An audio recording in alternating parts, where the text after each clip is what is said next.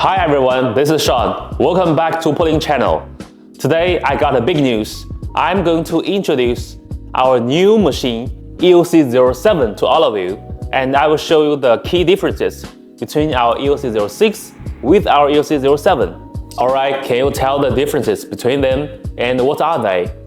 The biggest differences between the EOC06 and the EOC07 is the embroidery area and the length of the rails.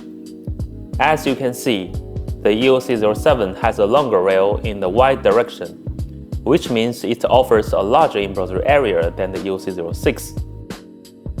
The maximum embroidery area of the EOC07 is 15 by 7.9 inches, which adds 4 inches more in the y direction compared to the EOC06 11 by 7.9 inches. If we compare the largest hoop for both machines, you can clearly see that the EOC07 offers a much bigger, larger embroidery area. One thing to note, when installing the largest hoop for our EOC07, there are 4 slots that need to be secured. This helps keep the hoop more stable and firmly in place on the machine. For the other hoop sizes, you only need to secure 2 slots. Just align them with the 2 center pins on the machine.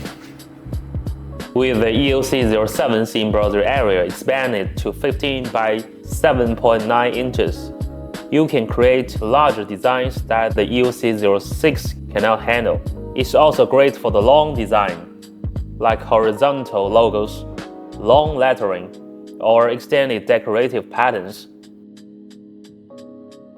If you are making patches in batches, the EOC07 can fit about 30% more designs in a single layout. That means fewer hoop changes, which saves time and improves your overall efficiency. So that's the main differences between our EOC06 and EOC07. So if you're looking for largest embroidery area for all kinds of fabric to grow your own business, I believe that the EOC07 is the guy. So thank you for watching and see you next time. Bye bye.